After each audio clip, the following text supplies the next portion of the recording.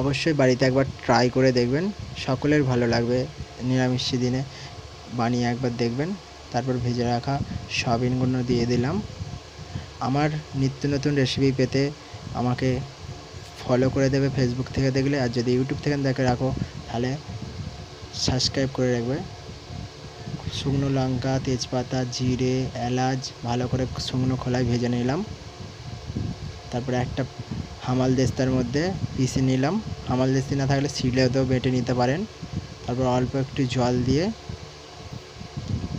ফুটিয়ে নিতে হবে।